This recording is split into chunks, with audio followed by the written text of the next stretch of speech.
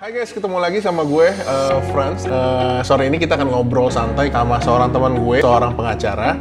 Dan kita akan ngobrol banyak mengenai PHK karena COVID-19. Nah, detailnya seperti apa, nanti kita akan bicarakan dengan teman gue. Gue deh sama teman gue hari ini, dan sebelum kita mulai lebih jauh, alangkah lebih baiknya dia mengenalkan dirinya terlebih dahulu. Nah, bro, lu kenalin diri dulu dong. Lu siapa, terus pekerjaan lu apa, dan apa yang kita mau bahas hari ini, gitu bro. Oke, thank you bro.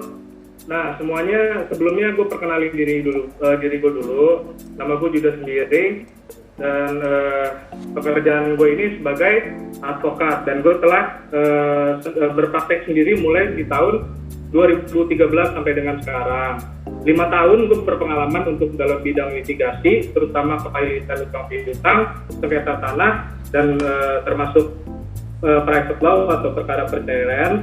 Dan sekarang gue ini berada di corporate lawyer di sebuah perusahaan konstruksi,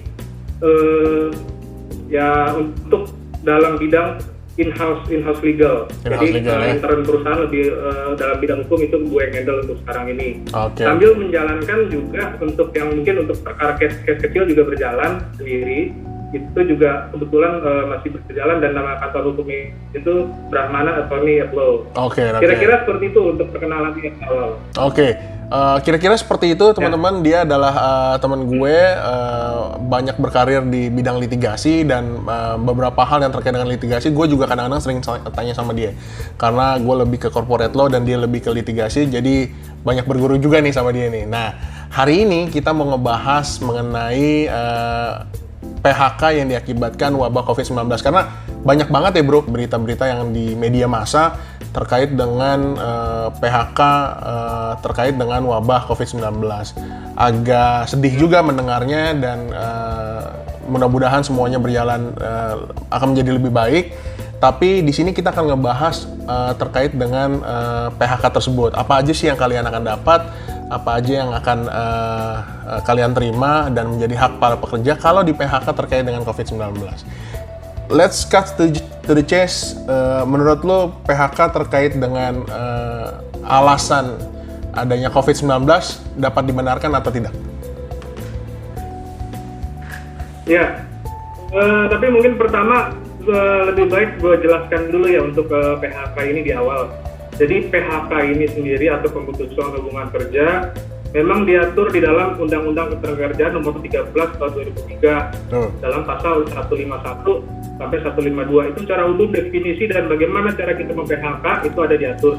Itu seluruh jenis PHK ya. Jadi sorry gue potong, itu seluruh jenis PHK. Jadi PHK terkait karena merger akuisisi, terkait efisiensi, force majeure, semua terkait dengan habisnya masa kontrak seperti itu. Jadi itu diatur di pasal-pasal tersebut. Nah, Oke, bro, lanjut bro. Jadi maksudnya supaya juga netizen di sini paham juga. Jadi PHK itu diatur juga di dalam undang-undang kita yang saya sebut tadi nomor 13 tahun 2003 itu. Lalu masuk ke dalam masalah PHK dalam pandemi corona ini yang banyak dilakukan oleh perusahaan. Itu kita kan sekarang ini dalam masa pandemi corona ini sendiri telah mendapatkan suatu keputusan dari peraturan gubernur wilayah masing-masing, dan itu dinamakan PSBB, pembatasan sosial berskala besar. Yang sampai saat ini diperpanjang sampai dengan tanggal 22 Mei 2020 nanti. At least itu sebenarnya mendekati dengan Lebaran ya, 2 hari sebelum Lebaran sebenarnya. Dan perpanjangan itu sendiri membawa dampak ke banyak perusahaan. Jadi gue lihat data dari IG-nya di Snaker sendiri, sampai sekarang itu perusahaan yang melakukan penghentian seluruh kegiatan itu ada 1.348 perusahaan. Seluruh Indonesia, nasional? Ya, secara nasional, 1.348 perusahaan dengan 183.288 tenaga kerja. Sedangkan yang melakukan pengurangan, artinya mungkin pihak 50-50, jadi atau ganti-gantian sistem shift masuknya, itu ada di 2.573 perusahaan dengan 664 pekerja gitu. Nah, tentunya dari data tersebut itu memberikan dampak yang sangat hebat pasti kepada sektor industri sendiri ya, ke perusahaan-perusahaan sendiri, karena selain pengurangan seperti yang disebutkan dari data tadi itu ada perusahaan yang memang tidak beroperasi lagi sama sekali nggak beroperasi, artinya nggak ada gimana caranya mereka bisa menghasilkan tapi tetap harus membayar pegawai. Betul. Nah itu yang menjadi kepusingan perusahaan sekarang ini gitu. Dan data terakhir yang gue lihat itu pun yang hari apa nih, hari Senin ya? Hari Senin, betul, hari Senin. Hari Senin ini, hari Sabtu itu terakhir, kalau lo tahu itu PT Adidas di Tangerang itu baru saja memutuskan untuk mem-PHK 2.500 karyawan. Koreksi ya kalau salah ya. Boleh di Detik itu sekitar 2.500 karyawannya baru di PHK. Wow. Dan itu sepihak. Betul. Jadi sepihak langsung diputuskan aja gitu. Gitu. Oke. Okay. Dan gue juga melihat di sini dari ini prediksi dari Kadin Kamar Dagang Indonesia sendiri itu akan sampai bulan Desember ini kira-kira mencapai 15 juta jiwa yang akan terkena PHK, baik tingkat dari buruh sampai tingkat yang profesional, manajer, general manager itu akan terkena dampaknya sendiri karena memang kondisinya sampai sekarang ini bisa dibilang ya pemerintah setengah hati menerapkan peraturan boleh apa enggak, jadi perusahaan juga suka colong-colongan kan. Ada yang tetap berjalan, ada yang ibaratnya ya udah nurut tutup gitu kan. Sedangkan data real dari Disnaker sendiri sampai tanggal 20 April ini itu sudah mencapai 2,8 juta jiwa yang di PHK. Per April? Itu ya per tanggal 20 April kemarin kan. Oke. Sudah sampai 2,8 juta jiwa. Itu skala PHK-nya itu mulai tingkat dari yang perkantoran, lalu pekerja yang di toko dan di mall, maupun sektor UMKM, mungkin yang level yang maaf kayak semacam kuli bangunan atau apa itu juga termasuk berdampak terhadap pengusahaan hubungan kerja lah ya. Tiga sektor yang diserang oleh dampak dari wabah pandemi ini berakibat yang sangat mempengaruhi kepada perekonomian yang ada di Indonesia. Nah, kembali lagi tadi kenapa dibilang pertanyaannya dapatkah perusahaan atau jadi memang ada beberapa perusahaan atau usaha itu yang memang terkena dampak dan mengakibatkan kerugian yang sangat besar dan dengan terpaksa mereka harus mem-PHK atau memberhentikan karyawannya. Betul. Dan kesanggupannya untuk membayar pesangon atau uang pisah itu kemungkinan sudah tidak ada, artinya mereka udah lapang badan lah. Mau diajuin ke Disnaker ataupun mau gugat ke PHI pun ya udah, atau ke Indonesia udah pasrah aja gitu. Betul, karena nggak ada apa-apa juga yang bisa dibayar kan. Ya, tapi ada juga beberapa perusahaan tuh yang dalam tanda kutip nakal. Gimana tuh nakalnya? Jadi mereka justru memanfaatkan pandemi ini sebagai alasan untuk mem-PHK beberapa karyawan yang mereka anggap itu, nah ini orang nggak perform sebenarnya ini kesempatan gue nih PHK orang gitu dengan alasan ini pandemi gitu. Oke. Gue bukannya mau membuka borok-borok sendiri, tapi memang itu terjadi dalam kondisi perusahaan gue sekarang gitu. Oke. Ini kondisi real di perusahaan lo sendiri ya sebenarnya? Ya. Oke. Itu. Jadi mereka tuh kenapa gue bilang seperti itu? Mereka memakai alasan biasanya ini untuk perusahaan yang dalam tanda kutip nakal ya. Mereka tuh menyebutkan, oh iya nih kondisi perusahaan ini dalam pandemi ini kurang baik, keuangan ya udah mulai bosan, kurang sehat. Maaf, dengan ini kami harus melakukan pemutusan hubungan kerja dengan saudara bla bla bla bla gitu. Jadi alasan perusahaan itu untuk melakukan pemutusan hubungan kerja apa gitu? Nah, gini. Jadi kan seperti gue sebutkan tadi, dalam pandemi ini sendiri kan itu menjadi alasan perusahaan dengan kondisi keuangan yang tidak sehat. Dan di sini seringkali perusahaan menyebutkan kondisi ini dalam tanda kutip force majeure. Cuman kita bukan fokus ke force majeure-nya dulu ya. Nanti kita akan bedah itu. Nah, kenapa dibilang force majeure? Kalau misalkan kita ingat itu telah terbit Kepres nomor 12 tahun 2020. Betul. Yang menyatakan bahwa pandemi ini sebagai bencana nasional non alam. Betul. Itu yang sering disalahartikan oleh perusahaan sehingga menjadi dasar di situ bahwa ini suatu hal yang dapat dikategorikan sebagai force majeure. Gitu. Padahal setahu gue Menko Polhukam sendiri Pak Mahfud MD sudah bilang bahwa ini tidak bisa secara otomatis menjadi kondisi force majeure, betul kan ya? belum bisa. Jadi tidak bisa dikatakan force majeure karena di dalam peraturan PSBB sendiri itu masih mengecualikan 8 sektor usaha yang diperbolehkan. Betul. Gitu. Artinya kan kalau misalkan dibilang itu force majeure itu kan keadaan di mana suatu keadaan yang benar-benar memang ya udah nggak bisa berbuat apa-apa lagi. Tepatkah apakah perusahaan itu melakukan PHK di saat pandemi seperti ini? Nah itu kembali lagi kalau menurut gua memang perusahaan yang benar-benar mengalami kerugian, bukan perusahaan yang mengambil suatu momen gitu. Kesempatan kan? Dalam kesempitan. Betul. Ya, betul. Tapi kan gini, bro, di pasal 164 di 13/2003 sendiri juga bilang bahwa kita bahas secara limited dan terbatas di pasal 164 Undang-Undang 13/2003.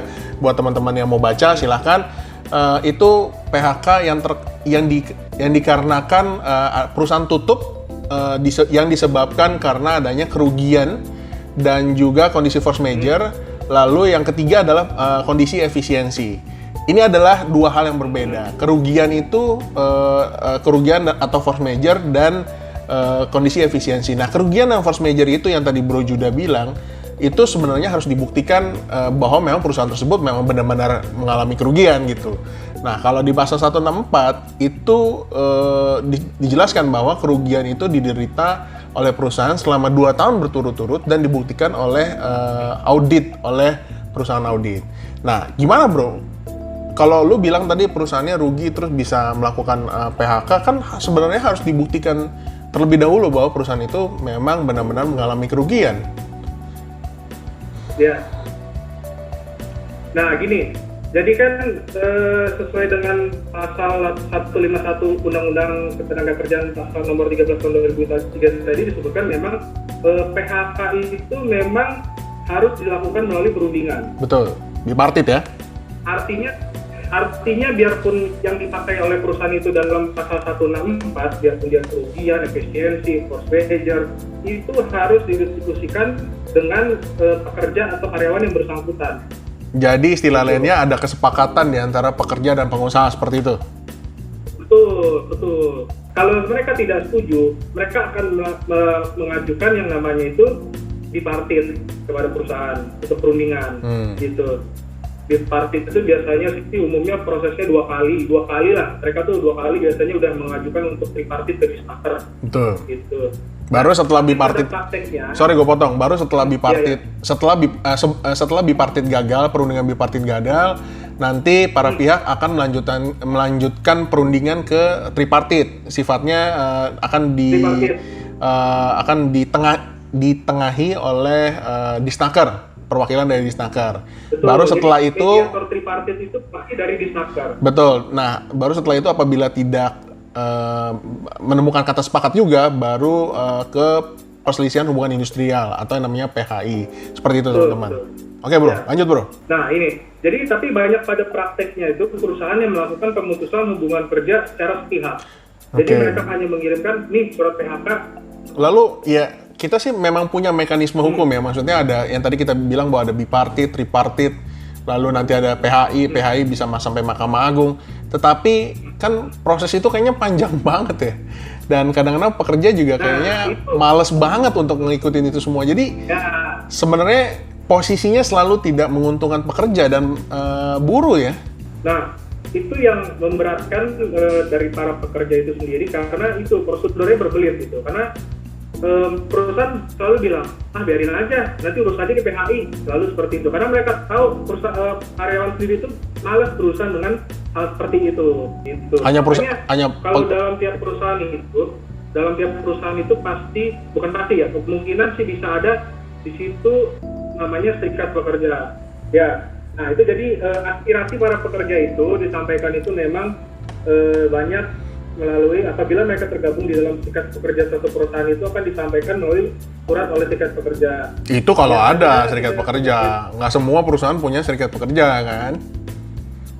Ya, betul. Nggak semua punya serikat pekerja. Nah kalau nggak punya ya terpaksa untuk single factor maju ke Disnaker gitu. Hanya bisa seperti itu gitu. Oke. Tapi sorry, yang menarik adalah sebenarnya gini sih. oke lah, PHK itu satu sisi. PHK itu satu sisi. Sisi yang lain adalah memenuhi ketentuan dalam PHK. Maksudnya adalah hak pekerja yang akan diterima ketika dia PHK. Kalau kita bicara mengenai force majeure atau kerugian yang diderita oleh perusahaan selama 2 tahun berturut-turut, maka yang kita tahu adalah uang pesangonnya adalah 1 kali, uang penggantian hak 1 kali, dan ada uang penghargaan masa kerja. Kalau sifatnya efisiensi, maka itu dikalikan 2 uang pesangonnya. Nah, yang terjadi di lapangan atau yang terjadi di perusahaan lu bro, itu berapa yang mereka dapat pada saat mereka di PHK oleh perusahaan? Jadi gini, kalau mengenai itu kan uang penghargaan masa kerja itu diatur di dalam pasal 156 ayat 4 Undang-Undang 13 tahun 2003 tentang tenaga kerja sendiri. Itu memang dirinci di situ mengenai hak yang didapatkan para pekerja. Jadi at least untuk permanen staff ya atau karyawan staff ya, karyawan kontrak di sini. Kalau karyawan kontrak kan bayar sisa masa kontrak lah. Ya, itu hanya untuk yang sisa masa kontrak. Kalau misalkan di tempat gue itu sekarang itu kan ketemu sekitar 8 orang senior manager, 8 sampai 9, gue lupa deh, 8-9 orang senior manager itu yang di atas hampir 9 tahun. Oke. Masa kerja. Nah, tapi pada prakteknya perusahaan kembali lagi di situ karena memanfaatkan situasi dari pandemi COVID-19 ini sendiri. Perusahaan menginformasikan bahwa kondisi keuangan perusahaan saat ini tidak sehat. Jadi kami hanya mampu membayarkan 1 kali PMTK gaji. Oke. Gitu. Jadi perusahaan hanya jelas-jelas itu sangat melanggar undang-undang sebenarnya kalau kita lihat. 1 kali gaji untuk 1 kali gaji untuk 1 kali upah untuk mereka yang kerja 8-9 tahun. Yang which is harusnya mereka itu loh 1 kali gaji atau kan harusnya gini. Di pasal 156 itu kalau lo bekerja lebih dari 8 atau 9 tahun itu kan harusnya dapat 9 kali uang pesangon, betul ya? Betul. Ya, nah itu dapatnya baru hanya 1 kali gaji. Ya, betul. Hanya 1 kali gaji dan tanpa uang penghargaan masa kerja yang 15% itu. 15% juga tidak dibayarkan sama sekali. Uang penggantian hak pun juga tidak? Tidak sama sekali tidak ada. Jadi benar-benar hanya 1 kali gaji diberikan. Yaitu yang akan dibayarkan kepada pekerja yang termasuk karyawan tetap tadi. Nah, prakteknya untuk karyawan kontrak tadi kan ada beberapa karyawan juga masih kontrak itu kan? Betul. Karyawan kontrak itu yang sisa masa kerjanya kira-kira masih 2-3 bulan masa kerja pun itu tidak mendapatkan sisa upah sesuai dengan habis masa kerjanya ya? Kontraknya. Wah. Tidak mendapatkan sesuai dengan masa kerja, jadi hanya mendapatkan untuk 1 bulan gaji ke depan yang dibayarkan. Jadi misalkan dia di stop dalam bulan 4 ini nih akhir, dia stop, tapi lu tetap gue gaji sampai bulan 5, bulan Mei gitu. Gunanya apa di situ? Ini bukan hanya di tempat gue bekerja, teman gue banyak sharing juga dengan orang lain gitu. Ini banyak perusahaan itu yang sengaja menghindari untuk upah tunjangan hari raya. Oh iya, dipercepat jadinya ya semuanya ya? THR. Ya, karena THR ini sendiri kan memang kewajibannya menurut undang-undang kan 1 minggu sebelum hari H harus dibayarkan kepada pekerja. Betul. Nah, perusahaan mengambil momen seperti ini untuk menyudahi di akhir bulan 4 ini. Gitu. Wow. Tanpa membayarkan ya THR tadi. Wah, sungguh sedih juga. Fokusnya ke situ, jadi menghindari THR tadi. Betul. Tapi ya selain menghindari kewajiban untuk membayarkan tunjangan hari raya, juga agak sedikit menyedihkan bahwa yang seharusnya mendapat 9 bulan upah misalkan, bahkan menurut gua harusnya dikali 2 karena sifatnya efisiensi, bukan karena kerugian atau force majeure. Malah mendapatkan hanya 1 bulan gaji. Sedih juga ya. Ya itu makanya ya bisa dibilang perusahaan lebih memilih ya udah tempuh jalur hukum aja daripada mengeluarkan uang gitu, karena mungkin mereka lebih setting budget kan. Betul. Nggak mungkin sampai PHI juga gitu kan, karena biaya untuk persidangan juga nggak sedikit ya, biaya dan waktu juga nggak sedikit ya, apalagi untuk pekerja yang sudah menerima yang telah mengalami pemutusan hubungan kerja, mereka harus keluar uang lagi, mungkin harus menyewa pengacara karena mereka tidak mengerti prosesnya. lalu bayar biaya administrasi segala macam seperti itu yang sebenarnya juga memberatkan juga ya bagi para pekerja yang telah di PHK sebenarnya. Ya, betul. Nah, ini yang perlu para viewers gue juga tahu sebenarnya di pasal 164 Undang-Undang 13 2003 itu jelas bahwa pemutusan hubungan kerja yang statementnya jelas bahwa pemutusan hubungan kerja yang dikarenakan perusahaannya tutup yang disebabkan oleh karena force majeure maupun kerugian yang 2 tahun berturut-turut. Nah, kata perusahaan tutup itu sudah diujikan kepada Mahkamah Konstitusi dan sudah putus di tahun 2011 kalau gua nggak salah, dan di 2011 itu dikatakan bahwa tutup ini didefinisikan tutup yang secara permanen, bukan tutup yang sementara. Jadi kalau ada perusahaan yang dalam tanda kutip tutup untuk sementara, dia mengefisiensikan pegawainya, maka sebenarnya besaran yang diterima oleh pegawai itu dan mekanismenya tidak seperti itu gitu. Harusnya yang diterima adalah 2 kali PMTK seperti itu dan sebagainya. Perhitungannya sangat berbeda. Nah, yang tadi Bro Judah jelaskan bahwa adalah banyak perusahaan-perusahaan yang di luar sana yang mungkin bukan perusahaan Bro Judah sendiri ya Bro, masih banyak perusahaan yang lain juga yang melakukan kegiatan seperti itu ya. Iya. Jadi apa yang bisa karyawan lakukan ya Bro? Kalau kita sharing di sini, gue pikir para viewers juga bisa membaca sendiri Undang-Undang 13 2003 haknya yang mereka dapat apa gitu. Tapi kalau mereka tidak dipenuhi haknya, lalu apa yang mereka bisa lakukan gitu? Kalau menurut gue sih gini, kalau misalkan dari pekerja sendiri mungkin sangat kecil lah upaya yang masih bisa dilakukan pekerja, karena dari pekerja sendiri mungkin untuk yang dari daerah atau dari luar kota sendiri, mereka saat ini fokus untuk makan aja udah bagus gitu, fokus untuk bayar kos-kosan aja masih terbayar, udah syukur gitu, karena nggak boleh mudik gitu kan. Tapi kalau menurut gue paling penting di sini mesti ada campur tangan dari pemerintah sendiri gitu, ada ketegasan. Betul. Artinya kalau memang terjadi seperti itu ya kembali lagi Disnaker tadi harus lebih disiplin gitu. Betul. Ini akan banyak kasus, kan banyak laporan dari para pekerja atau serikat pekerja melaporkan, sehingga masing-masing Disnaker ini pasti akan sangat kesulitan menghadapinya. Tapi kalau menurutku mesti ada satu tim yang fokus memang di sini untuk penyelesaian masalah-masalah seperti ini ya. Betul. Iya, untuk menangani permasalahan tenaga kerjaan ini sendiri gitu. Jadi benar-benar dicek seperti yang tadi Bro Frans tadi bilang sendiri kan, ini perusahaan benar-benar tutup apa hanya tutup sementara gitu. Gitu. Jadi harus benar-benar di cross check atau mungkin didatangin langsung di survei kalau misalkan memang ada perusahaan yang cuma memanfaatkan situasi seperti ini ya. Artinya ya Disnaker harus memberikan rekomendasi kepada PHKI bahwa memang ini pekerja punya hak yang belum dibayarkan oleh perusahaan gitu. Betul. Itu yang harus, kalau menurut gue sih, jadi harus ada campur tangan pemerintah sendiri. Iya, satu lagi yang belum bahas tadi sampai lupa. Para pekerjaan di PHK ini di sini itu kan seperti yang sudah diinformasikan juga kan, memang berdasarkan kalau misalkan lo pendengar kartu prakerja. Betul. Ya. Nah, itu kan kartu prakerja itu sendiri kan telah diterbitkan.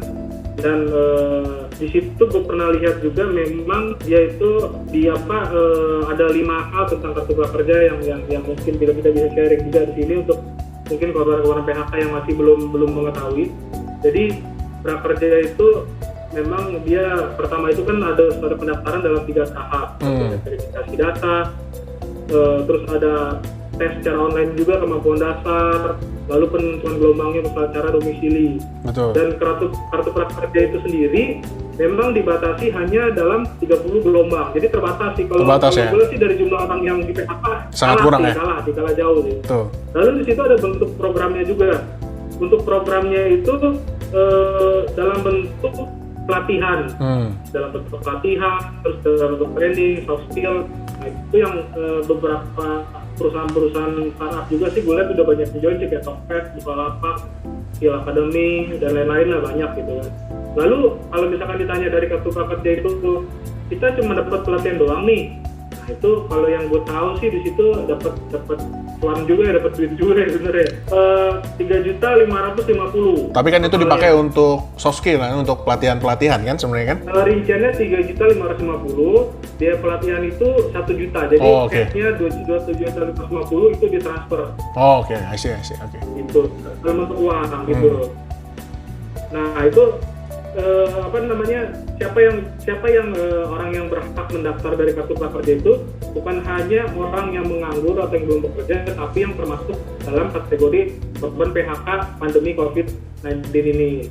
Nah itu sih kalau menurut gue salah satu yang memang solusi yang sedang berjalan saat ini dari pemerintah ya kartu prakerja. Walaupun nominalnya kecil, tapi kalau menurut gue sih lumayan membantu karena beberapa perusahaan-perusahaan swasta yang dalam secara finansial kuat sih turut campur juga di sini. Gitu sih.